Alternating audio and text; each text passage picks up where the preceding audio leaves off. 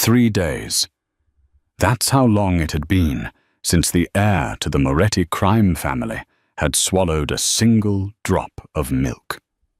The doctors at Northwestern Memorial were trembling not because of the medical mystery, but because of the man pacing the room like a caged tiger. Aldrich Moretti, the capo of Chicago, had a gun on the table and a dying son in the crib. His billion-dollar empire couldn't buy the one thing he needed his son's will to live. But in a greasy, rain-slicked diner on the edge of the city, a waitress named Emma was about to do what the world's best specialists couldn't. She didn't use medicine. She used something far more dangerous, and it would change the fate of the underworld forever. Chicago, October 14th, 11:43 p.m. The rain battered the floor-to-ceiling windows of the penthouse suite at the Langham Hotel, but the storm outside was nothing compared to the silence inside. It was a heavy, suffocating silence that smelled of antiseptic, expensive leather and fear. Aldrich Moretti stood by the window, staring down at the Chicago River. At 32, Aldrich was the most feared man in the Midwest. He controlled the unions, the shipping docks, and the unspoken gambling rings from the Loop to the South Side. He wore a bespoke Brioni suit that cost more than most people's cars. But tonight, he looked like a man who had lost everything. Behind him, the steady, rhythmic beep, beep, beep of a heart monitor was the only sound in the room. "Mr. Moretti." The voice was shaky. It belonged to Dr. Alan Evans, the finest pediatrician money could buy. Aldrich didn't turn around. He just watched his reflection in the glass, the dark circles under his eyes, the sharp jawline tight with tension. "Speak," Aldrich commanded, his voice a low rumble. We've tried the high-calorie formula. We've tried the feeding tube, but he keeps regurgitating it. It's not a blockage, sir. We've run the scans 3 times. Physically, there is nothing preventing Leo from eating." Aldrich finally turned. His eyes were the color of cold steel. He walked over to the crib in the center of the room. Inside lay Leo Moretti, 6 months old. The baby was pale, his skin almost translucent. He wasn't crying. He was too weak to cry. He just stared up at the ceiling with wide, glassy eyes that looked too old for an infant. "So you're telling me," Aldrich said, leaning over the doctor, "that my son is starving himself to death, that he has decided to die." It's a psychosomatic response to trauma." "Mr. Moretti," the doctor stammered, wiping sweat from his forehead. "Since your wife's passing last week, the sudden absence of her scent, her voice, some infants experience a form of extreme grief. He has given up." Aldrich felt a sharp pain in his chest, distinct and brutal. His wife Isabella had been gunned down 7 days ago in a botched drive-by meant for him. Leo had been in the car. He had seen the blood. He had heard the screams. "Fix him," Aldrich whispered. "We are doing everything we can to keep his fluids up, but without nutrients." The doctor trailed off as Aldrich placed a hand on his shoulder. It wasn't a comforting gesture. It was heavy like a stone slab. "If he dies," Aldrich said, his voice void of emotion, "you won't even have time to scream." The threat hung in the air. Aldrich looked down at his son. Leo looked like a porcelain doll that had been broken. The IV line taped to his tiny hand seemed like a shackle. "Get out," Aldrich said suddenly. "Sir, everyone, get out. Take the machines. Leave the boy." "Mr. Moretti, he needs monitoring. Get out!" Aldrich roared, flipping a heavy oak side table. The crash echoed through the suite. The medical team scrambled, grabbing their bags and fleeing the room. Within moments, Aldrich was alone with his son. He reached into the crib and scooped the frail bundle into his arms. Leo was terrifyingly light. Aldrich walked to the elevator. His head of security, a massive man named Dante, was waiting in the hall. "Boss, where are we going?" Dante asked, eyeing the baby. "It's pouring rain." "The air in here is dead, Dante," Aldrich said, clutching Leo to his chest. "We're going for a drive. If he's going to die, he's not going to do it in this glass cage." They took the armored Cadillac Escalade. Aldrich sat in the back, rocking Leo, trying to get the baby to take a bottle of warm milk. He pleaded. He, a man who had ordered hits without blinking, was begging a 6-month-old to drink. "Leo, please. Per favore, piccolo. Just a sip. For Papa." Leo turned his head away, his little lips pressed into a thin line of refusal. He let out a weak whimper that sounded like a dying bird. Aldrich felt a tear slide down his cheek. He wiped it away angrily. He needed to go somewhere where people were alive.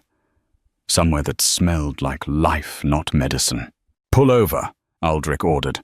"Boss, this is River North. It's 1:00 a.m. There's nothing open but dive bars, and I see a light. That diner. Pull over." It was a rundown place called Saul's 24-Hour Eats. The neon sign was missing the S, so it just read Al's. It was the kind of place Aldrich would never set foot in greasy, cheap Anonymous. Perfect. Emma Rossi wiped the counter for the 10th time that hour. The smell of stale coffee and frying bacon was permanently etched into her pores. Her feet throbbed in her worn-out sneakers. She was 24, but she felt 50. "Hey, Emma." "Order up on table 4. The cook, a grumpy man named Marco, yelled from the back. "Coming, Marco." She sighed. It was a slow night. Just a couple of truck drivers in the corner and a homeless man she let sleep in the back booth as long as he didn't disturb anyone. Emma adjusted her apron. She was trying to save enough money for a deposit on a studio apartment. Currently, she was sleeping on her cousin's couch, hiding from a past she tried desperately to forget. The bell above the door chimed aggressively. A blast of cold, wet wind swept through the diner, making the napkins flutter. Emma looked up and froze. 3 men walked in. They didn't look like the usual late-night crowd. They wore long black trench coats that looked expensive soaking up the rain. The man in the center was terrifyingly handsome, with dark hair slicked back and eyes that scanned the room like a predator assessing a jungle. But what shocked Emma most was what he was holding. A baby. He was clutching a baby, wrapped in a cashmere blanket against his chest, as if it were a bomb about to detonate. "Table," the man barked. It wasn't a question. Anywhere you like," Emma said, her voice small. The men moved to the large booth in the back, the one farthest from the windows. The 2 other men guards obviously stood with their backs to the booth, blocking the view from the rest of the diner. The leader sat down, placing the baby gently on the vinyl seat. Emma grabbed a pot of coffee and a menu, her heart hammering. She knew trouble when she saw it. These were mafiosi, real ones. She approached the table cautiously. "Coffee." The man Aldrich didn't look at her. He was focused entirely on the baby. "Do you have hot water? Clean water?" "Yes, of course." "Bring a bowl and a towel." Emma hurried back to the kitchen. When she returned, the baby was crying. It wasn't a normal cry. It was a high-pitched, keening sound of pure distress. It sounded like the baby was in hurt pain, or worse, heartbroken. Aldrich looked frantic. He was trying to push a bottle into the baby's mouth, but the infant was thrashing weakly, spitting the milk out. It splashed onto Aldrich's pristine suit, but he didn't care. "Take it, Leo." "Damn it. Take it. Take it." Aldrich shouted, his voice cracking. The entire diner went silent. The truck drivers looked over. Dante, the guard, stepped forward. "Boss, maybe we should go back to the hospital." "No," Aldrich snapped. "They can't help him. Nobody can help him." Emma stood there, the bowl of hot water in her hand. She watched the baby. She saw the arch of his back, the way he squeezed his eyes shut. She saw the father's desperation, the raw panic in his eyes. Something in Emma's chest tightened. She knew that look. She knew that cry. Without thinking, she stepped past the massive guard. "Hey, back off!" Dante growled, his hand moving inside his jacket toward a shoulder holster. "He's not hungry for that," Emma said, her voice surprisingly steady. Aldrich looked up, his eyes blazing. "What did you say, Poom?" "The bottle," Emma said, pointing. "The plastic, the rubber nipple. He hates it. He's grieving, isn't he?" Aldrich went still. The air in the diner dropped 10 degrees. "How do you know that?" "Because he's not looking at you," Emma said softly. "He's looking for someone who isn't there. And you forcing that plastic into his mouth is just reminding him that she's gone." Aldrich stared at her. For the first time, he actually saw her. She had messy brown hair, tied up in a bun, no makeup, and a stained apron. But her eyes, hazel and flecked with gold, were filled with a fierce intelligence.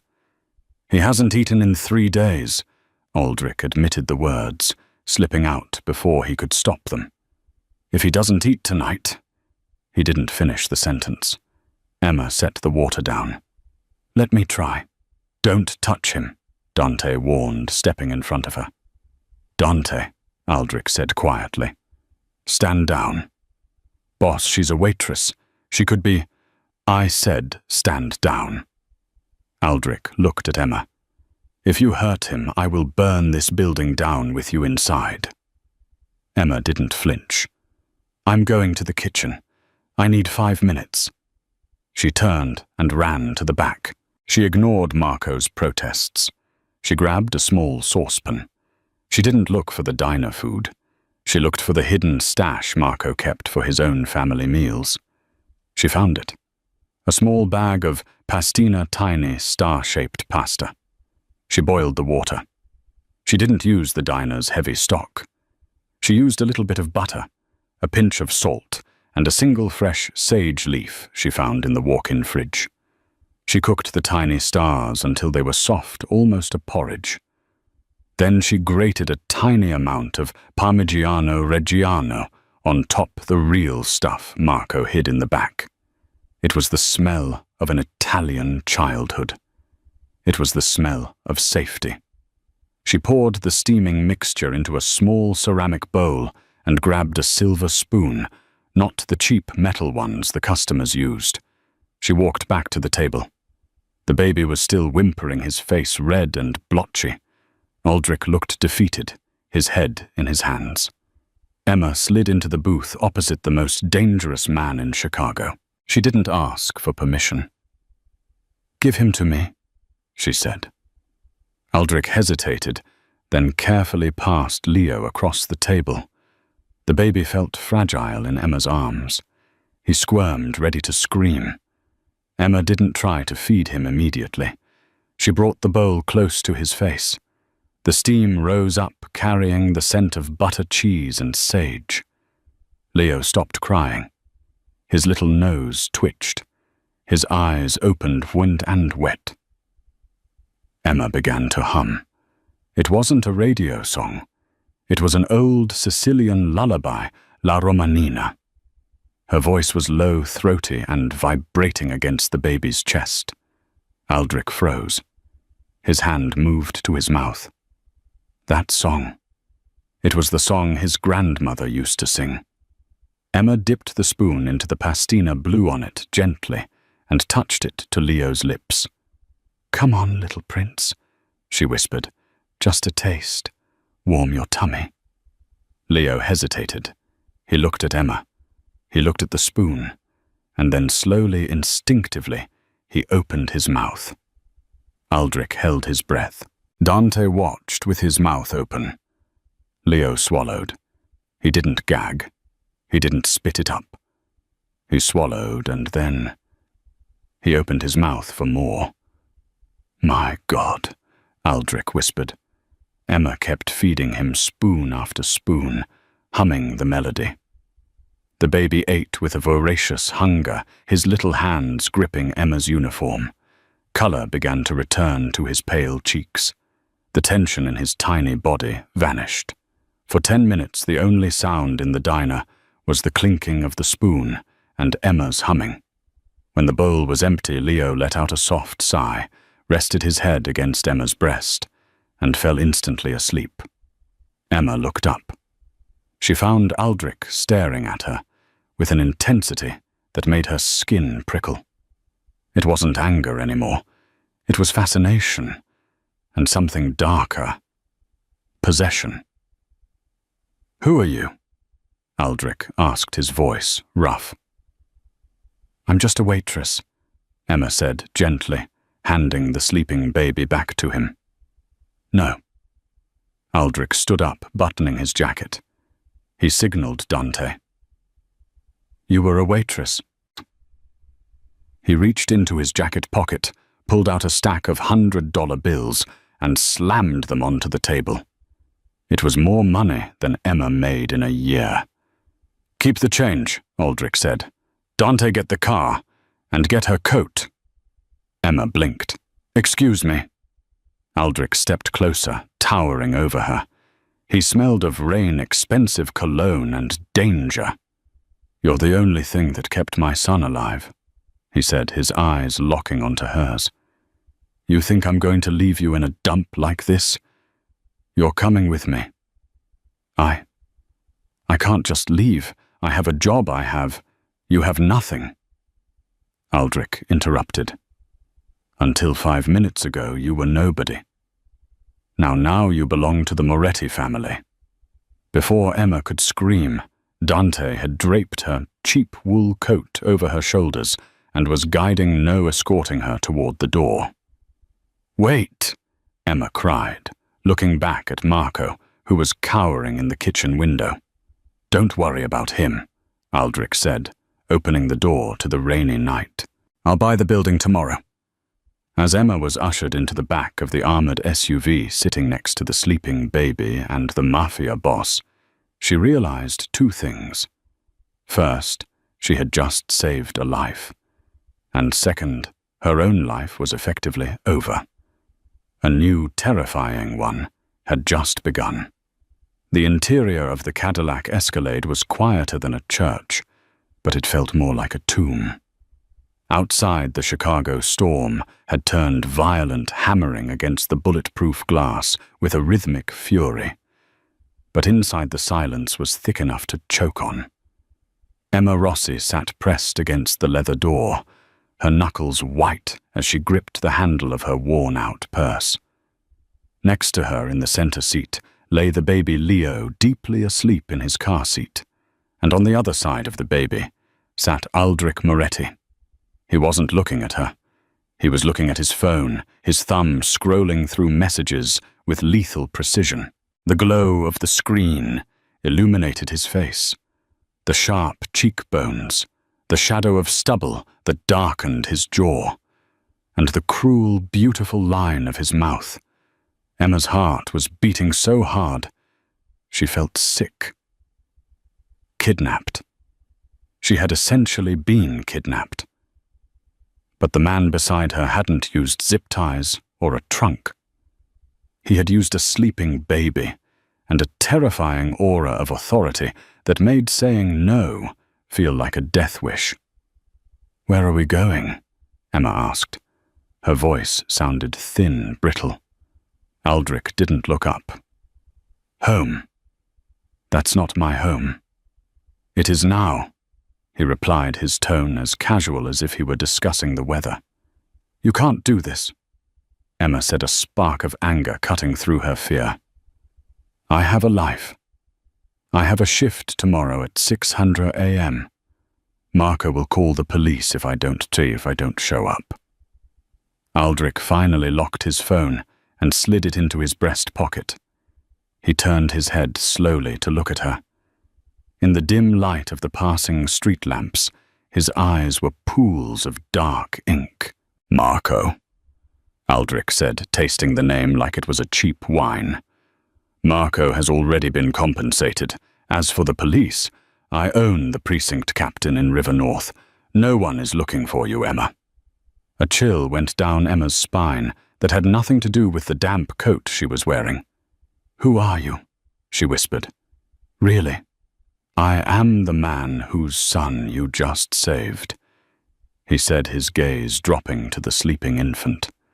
The hardness in his face softened just for a fraction of a second before the steel walls slammed back into place. And I am a man who pays his debts. You saved Leo. I am saving you. Saving me from what? From poverty, from mediocrity, from smelling like grease and despair for the rest of your life. The car slowed down, turning off Michigan Avenue into the private underground entrance of the Langham Hotel. The heavy steel gates rolled open with a groan, and Dante, the driver, navigated the massive SUV into a reserved bay that looked more like a bank vault than a parking spot. Out, Aldrich commanded. Emma hesitated. She looked at the door handle. For a second, she calculated her odds. Could she run? The ramp was steep, Dante was huge, and outside the city was dark and wet. Don't even think about it, Aldrich said, reading her mind effortlessly. He unbuckled the car seat and lifted Leo with a surprising gentleness. You run, you die. You stay, you live like a queen. It's a simple equation. They took a private elevator. There were no buttons inside, just a biometric scanner. Aldrich pressed his thumb against the glass panel. The machine beeped, and the car shot upward, ascending 50 floors in seconds. When the doors opened, Emma gasped. She had expected an apartment. What she saw was a palace in the sky. The penthouse spanned the entire top floor. The walls were glass, offering a panoramic, rain-blurred view of the Chicago skyline. The floors were Italian marble, cold and pristine. The furniture was minimal modern and looked uncomfortable, dark leather chrome, sharp angles. There were no family photos, no flowers, no warmth. It was breathtaking, and it was completely soulless. Dante, Aldrich said, handing the sleeping baby to the giant guard. Take Leo to the nursery. Do not wake him. If he stirs, come get her immediately. Dante nodded, cradling the baby with surprisingly tender hands, and disappeared down a long hallway. Now they were alone. Aldrich walked over to a crystal decanter on a side table and poured 2 fingers of amber liquid. He didn't offer her any. He downed it in one swallow, then turned to face her. Let's discuss the terms of your employment. I didn't apply for a job, Emma said, standing near the elevator, clutching her coat tight around her body as a shield. You are the only person Leo has eaten for in 3 days, Aldrich said, pacing slowly toward her. The doctors are useless. The nurses are incompetent. But you have the touch. I don't know if it's magic or luck, and I don't care. You are staying here until Leo is strong again. And if I refuse, Aldrich stopped 2 feet from her. He towered over her, his presence suffocating. You won't, because I know about your brother. The blood drained from Emma's face. The room seemed to spin. What? Luca Rossi, Aldrich recited, his voice flat. Gambling debts. Massive ones. He owes $40,000 to the West Side Irish. They're planning to break his legs next Tuesday. Unless... Emma couldn't breathe. Leave him out of this. I bought his debt 10 minutes ago, Aldrich said, pulling a folded piece of paper from his pocket and dropping it on the floor at her feet. It's gone. Poof. He's free. As long as you are here taking care of my son, your brother is safe. You leave, and the debt returns to its original owners. And they are not as patient as I am. Emma stared at the paper. Tears pricked her eyes, hot, angry tears. He had dismantled her entire life in the span of a car ride. He had stripped her of her choice, using the one thing he knew she couldn't sacrifice: her family. You are a monster, she whispered. Aldrich's expression didn't change. He stepped closer, so close she could feel the heat radiating from his chest. He reached out and touched a loose strand of hair near her face. She flinched, but he didn't pull away.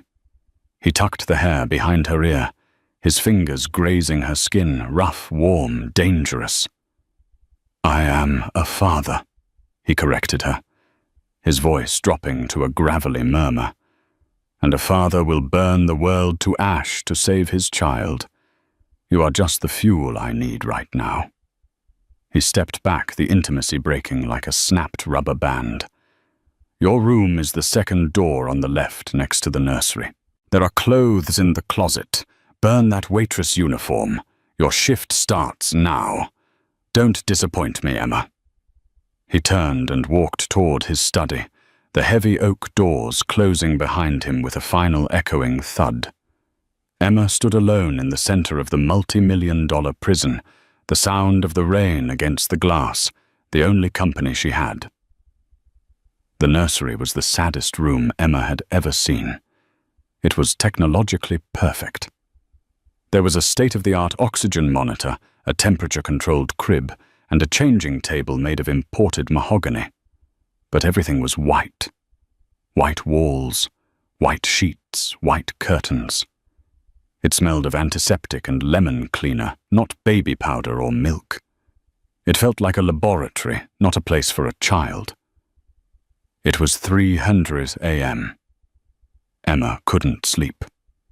The silk pajamas she had found in the guest room, which were clearly brand new, with the tags still on, felt slippery and cold against her skin. She had wandered into the nursery drawn by a strange instinct. Leo was asleep in the crib, but he was restless. He made small, jerking movements, his tiny fists clenching and unclenching. Emma walked over to the window. The rain had settled into a steady drizzle. She looked at her reflection in the glass. Who was she now? Yesterday she was a waitress scraping by for rent. Today she was the prisoner of Aldrich Moretti, the Capo dei Capi of Chicago. She turned back to the room and noticed something she had missed before. On the high shelf, tucked behind a stack of unused diapers, was a picture frame. It was face down. Curiosity, dangerous and irresistible, pulled her toward it. She reached up and tilted the frame. It was a black and white photograph of a woman. She was breathtakingly beautiful, with dark, laughing eyes and a smile that seemed to light up the paper. She was holding a newborn Leo, looking at him with such adoration it hurt to witness. Isabella Moretti, the dead wife. She hated this room. Emma gasped and spun around. The frame clattered back onto the shelf. Aldrich was standing in the doorway. He had discarded his suit jacket and tie.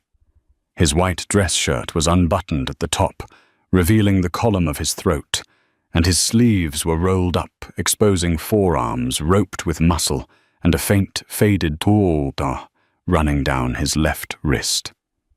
He held a glass of whiskey, his second or third of the night. I'm sorry, Emma stammered. I didn't mean to pry. Aldrich walked into the room. He didn't look angry.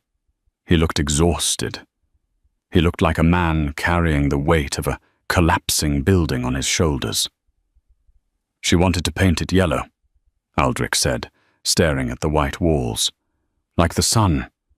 She said Chicago was too grey. She wanted him to wake up in the sun every morning." He took a sip of his drink. "I told her yellow was tacky. We argued about it for weeks. I won." He laughed a bitter, dry sound. "I won. And now she's dead, and the room is white, and my son hates it." Emma looked at him. Really looked at him. Beneath the monster who had threatened her brother, she saw a man who was drowning in regret. "It's not too late to paint it," Emma said softly. Aldrich looked at her, surprised by her boldness. "It's just paint, Emma. It won't bring her back." "No, but it might make Leo feel less alone." Aldrich stared at her for a long moment, the silence stretching between them. The air was thick with tension, sexual, emotional, dangerous. He took a step toward her. The scent of whiskey and sandalwood washed over her. "Why did he eat for you?" Aldrich asked, his voice low. "I brought the best specialists in the country. They failed. You walked in with a bowl of pasta and a song. Why?" "Because the specialists treated him like a patient," Emma said, her voice trembling slightly as he moved closer. "I treated him like a baby who missed his mother." Aldrich stopped inches from her. He was so tall, she had to crane her neck to look him in the eye. He reached out his hand, hovering near her face again. But this time, he didn't touch her. He pulled back, his fist clenching. "You have a dangerous way of seeing things, Emma." Suddenly, a sharp cry pierced the air. They both froze. Leo. It wasn't the weak whimper from the diner. It was a scream. A full-lunged, terrified scream. Aldrich moved instantly, rushing to the crib. "Leo! Leo, I'm here! Papa's here!" He reached down to pick up the baby, but as soon as he touched him, Leo arched his back and screamed louder, thrashing against his father's hands. "Shh! Shh! Stop!" Aldrich pleaded, panic rising in his voice. "What's wrong? Is he in pain? Should I call the doctor?"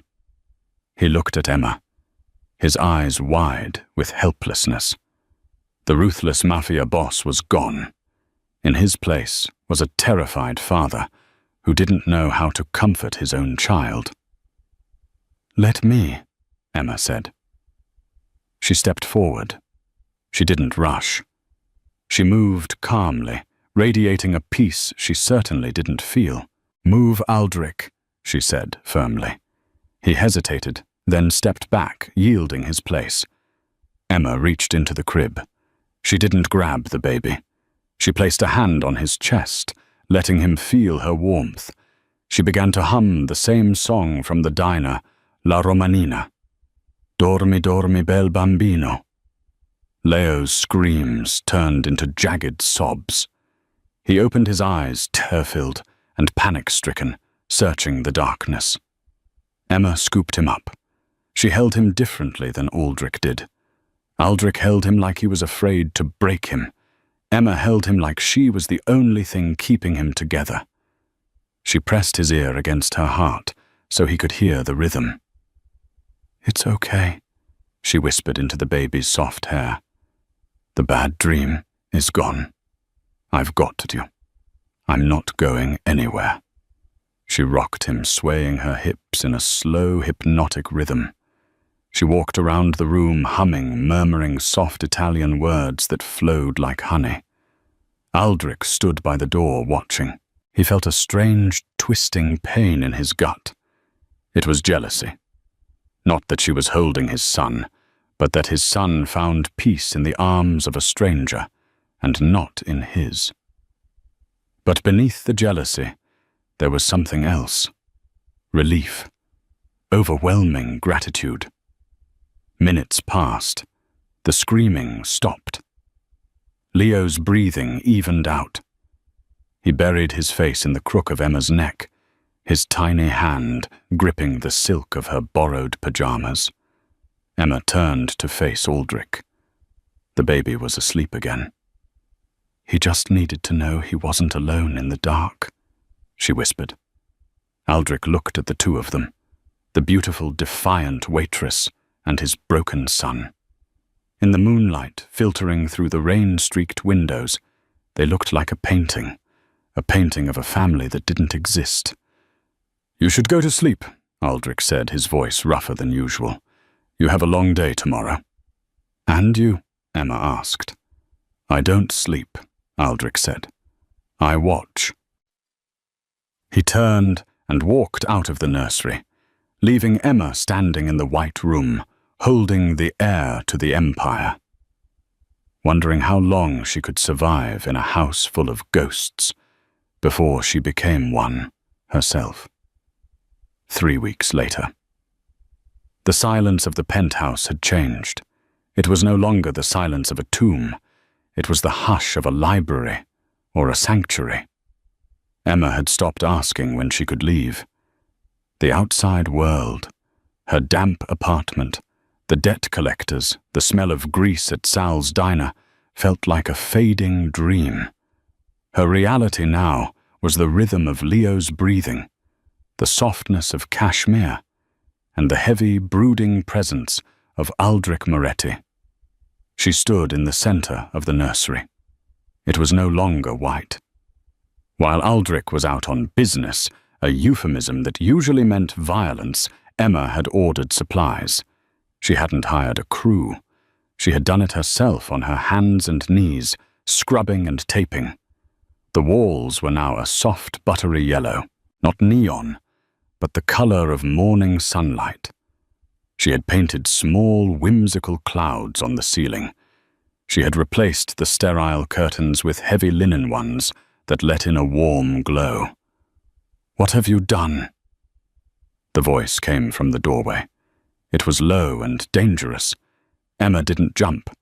She was getting used to the way Aldrich moved silent as a shadow until he wanted to be heard. She turned around, a paintbrush still in her hand, a smudge of yellow paint on her cheek. Aldrich stood there frozen. He was wearing a dark charcoal suit, his tie loosened. He looked tired. There was a splatter of something dark on his cuff that Emma knew wasn't paint, but she had learned not to ask. "I told you," Emma said, her voice steady. "White is for hospitals. Yellow is for growing." Aldrich stepped into the room. He looked at the walls. He looked at the clouds. His jaw tightened, a muscle feathering in his cheek. This was Isabella's wish. Seeing it realized but by another woman was a knife to his heart. "I didn't give you permission to deface my property," he said coldly. "It's not your property," Emma countered, pointing to the crib where Leo was awake, cooing and reaching up toward a painted cloud. "It's his home. Look at him, Aldrich." Aldrich looked. Leo wasn't crying. He wasn't staring blankly at the ceiling. He was tracking the colors. He was smiling. A real gummy, drooling smile. The anger drained out of Aldrich, leaving him looking hollow. He walked to the crib and reached down. Leo grabbed his finger, a finger that had likely pulled a trigger hours ago, and squeezed it tight. "He likes it," Aldrich whispered, sounding defeated. "He loves it," Emma corrected. "He needed warmth. We all do." Aldrich turned his gaze to Emma. She was messy, wearing paint-stained jeans and an oversized t-shirt. She looked nothing like the polished women he used to parade at galas. She looked real. He reached out his thumb, brushing the smudge of yellow paint on her cheek. The touch was electric. Emma's breath hitched. "You are making it very hard for me to keep you at a distance, Emma," he murmured. "Maybe you shouldn't," she breathed. For a moment the air between them crackled. Aldrich leaned in his eyes, dropping to her lips. It was a gravitational pull, inevitable and terrifying. "Boss!" The intercom on the wall buzzed, shattering the moment. It was Dante. "What?" Aldrich snapped, not moving his hand from Emma's face. "Don Salvi is here. He's early for the sit-down." Aldrich closed his eyes and exhaled deeply. The mask of the capo slid back into place. The vulnerability vanished, replaced by cold steel. He pulled his hand away. "Stay in the room," he ordered Emma, his voice devoid of the warmth it held seconds ago. "Lock the door. Do not come out, no matter what you hear." "Aldrich," Emma asked, fear creeping into her voice. "Salvi is a rival. He's here to discuss a truce, but in my world, a truce is just a lie you tell before you stab someone." He walked to the door, checking his cufflinks. "Keep my son safe." Then he was gone. Emma locked the door, but for the first time she didn't feel like a prisoner locking herself in. She felt like a guardian locking the world out. The sit-down was taking place in the main dining room, a cavernous space with a 20-foot mahogany table. Aldrich sat at the head. Flanking him were Dante and two other enforcers. Opposite him sat Don Salvatore Salvi Romano, the head of the Southside family. Salvi was an older man, rotund with a wheezing laugh and eyes that looked like shark glass. He had brought 4 of his own men. The air was thick with cigar smoke and tension. "We want the shipping routes on the lake," Salvi said, cutting into a rare steak. "You have the Union's Moretti. Let us have the water. It's a fair trade for peace." "The water is mine," Aldrich said calmly, swirling a glass of red wine. "You can have the trucking routes to Indiana. That is my offer." Salvi chuckled, wiping grease from his lip. "You're a greedy man, Aldrich. Just like your father. God rest his soul." Upstairs in the nursery, Emma was pacing.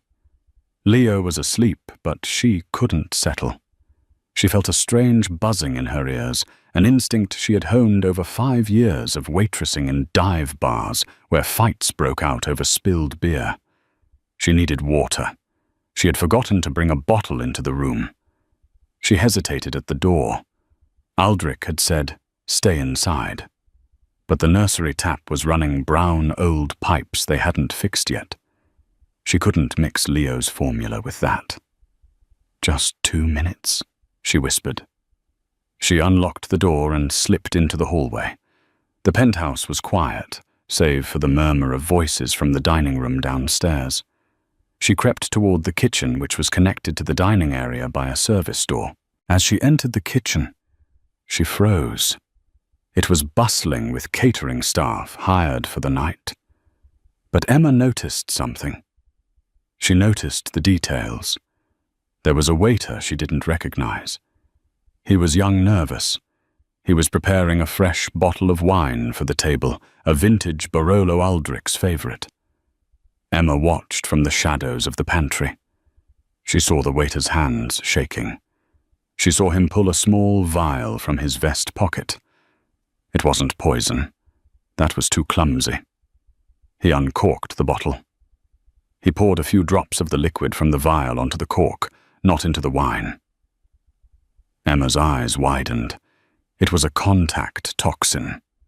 If Aldrich touched the cork to inspect it, a common habit of wine connoisseurs, or if the wine touched the tainted cork as it poured, it would be subtle, untraceable until it was too late. The waiter placed the bottle on a silver tray and turned to walk out to the dining room. Emma didn't think. She didn't calculate. She burst through the service doors. The dining room went silent. 10 men turned to look at her. Guns were half drawn instantly. Dante stepped forward, his face furious. "Emma, get back!" Dante roared. Aldrich looked at her, his eyes promising retribution for this disobedience. I told you to stay upstairs." "Don't drink it," Emma said. Her voice was shaking but loud. Salvi laughed. "Well, well, who is this?" "The new mistress. She's a pretty one, Aldrich. A bit mouthy, though." The waiter with the tray was frozen near Aldrich's elbow. He looked terrified. "The wine," Emma said, walking further into the room, her hands raised. "The cork, it's tainted." Aldrich's eyes narrowed. He looked at the waiter. "Is this true?" "She's crazy," the waiter stammered, sweat beading on his forehead. "I'm just serving the wine, sir. It's a 1990 Barolo." "She's the nanny," Aldrich said to the room, his voice cool. "And she used to be a waitress." He turned his gaze to Emma. "You better be right, Emma. Because if you interrupt a sit-down for nothing, you disrespect Don Salvi, and that has consequences." "Check the cork," Emma challenged. Aldrich stood up slowly. The room was deadly silent. He reached for the bottle. The waiter flinched a microscopic movement, but Aldrich saw it. Instead of taking the bottle, Aldrich grabbed the waiter's wrist. "Pour it," Aldrich commanded. "Sir, pour a glass for yourself." The waiter's face went white. I'm not allowed to drink on the job, sir." "I'm giving you a promotion," Aldrich snarled. "Drink!" The waiter's trembling became violent. He dropped the tray. The bottle shattered on the marble floor, the red wine splattering like blood.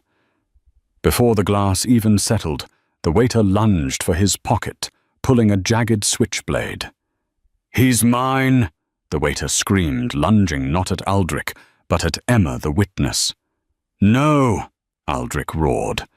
But the distance was too great. The waiter was 3 feet from Emma. The blade arced toward her stomach. Emma didn't scream. She did the only thing she knew how to do.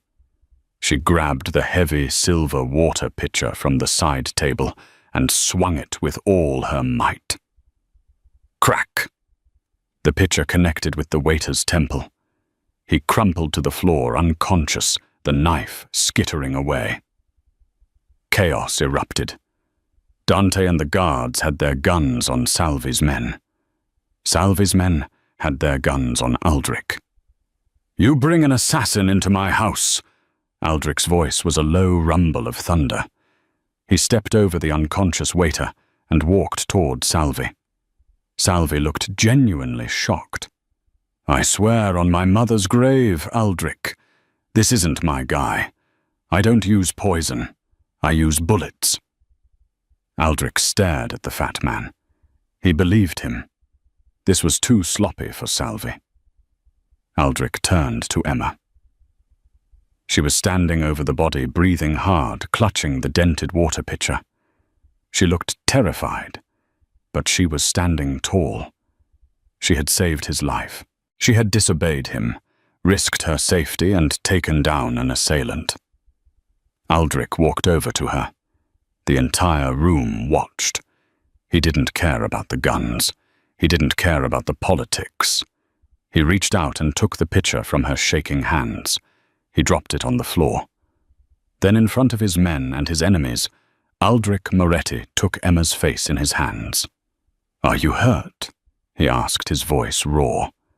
"No," she whispered. I just came for water." "You came for water," Aldrich repeated, a dark amusement dancing in his eyes. He looked at the shattered wine bottle. "And you found a rat." He turned to Dante. "Clean this up. Take this trash." He pointed to the unconscious waiter, to the basement. "Wake him up. Find out who sent him." "And Salvi?" Dante asked. "Get him out. The meeting is over." Aldrich wrapped an arm around Emma's waist, a possessive, protective gesture that told every man in the room exactly who she belonged to. "Come," he said to her. "We're going upstairs." As they walked to the elevator, leaving the chaos behind, Emma felt the shift. She wasn't just the nanny anymore, and she wasn't a prisoner. She was the woman who had saved the king, and the king knew it.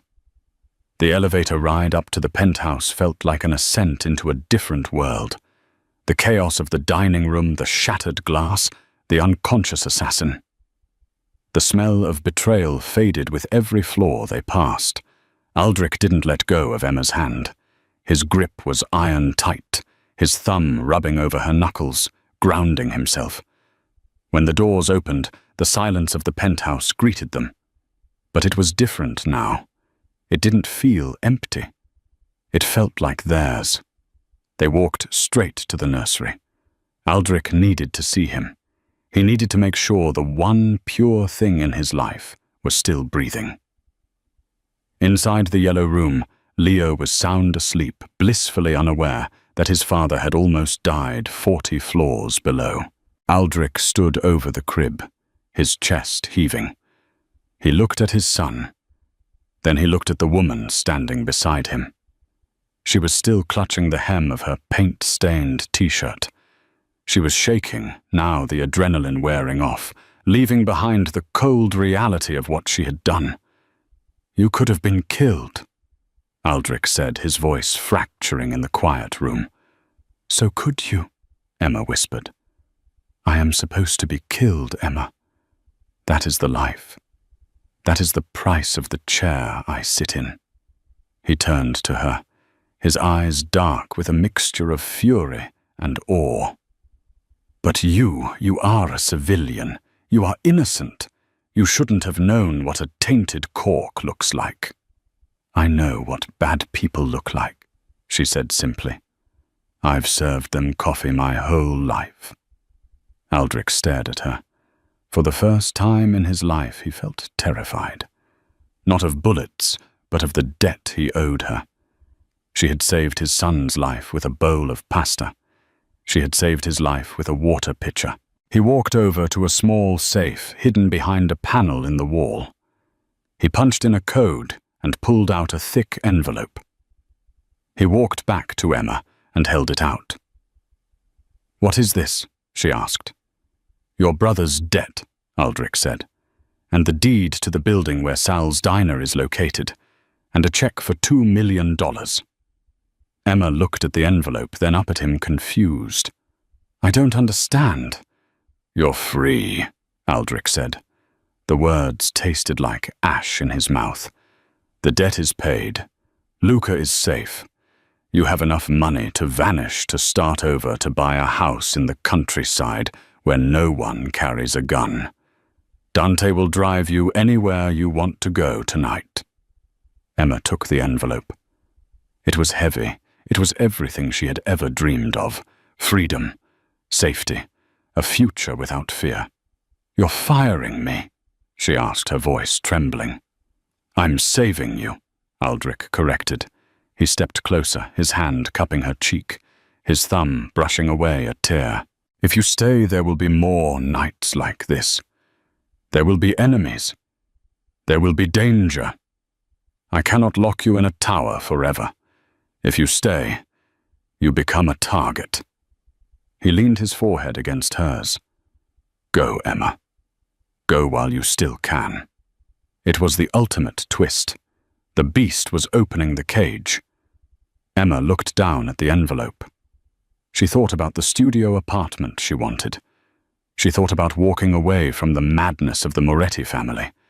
Then she looked at the crib, at the yellow walls she had painted, at the clouds. And finally, she looked at Aldrich. The man who had been a monster, then a father, and now a man willing to break his own heart to keep her safe. She realized then that safety wasn't about where you were. It was about who you were with. Slowly, deliberately, Emma tore the envelope in half. The sound was loud in the quiet room. Aldrich froze. "Emma," she tore it again, and again, letting the pieces of paper, the money, the deeds, the freedom flutter to the floor like confetti. "I'm not a waitress anymore," she said, her voice strong. And I'm not just a nanny. She took a step forward, closing the gap between them. She placed her hand over his heart, feeling the rapid, heavy beat.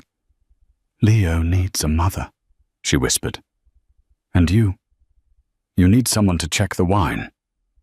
Aldrich let out a ragged breath, a sound of pure, unadulterated relief. He wrapped his arms around her, crushing her to his chest, burying his face in her hair.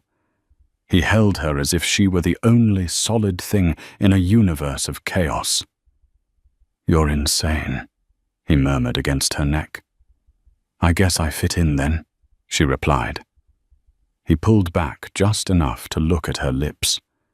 This time, there was no hesitation, no intercom buzzing, no guards. He kissed her. It wasn't a gentle kiss. It was a seal, a promise. It tasted of danger and devotion. It was the kiss of a man claiming his queen. 6 months later, the headline on the Chicago Tribune read, "Union strike averted as Moretti Enterprises pledges millions to city infrastructure." Aldrich tossed the paper onto the kitchen island.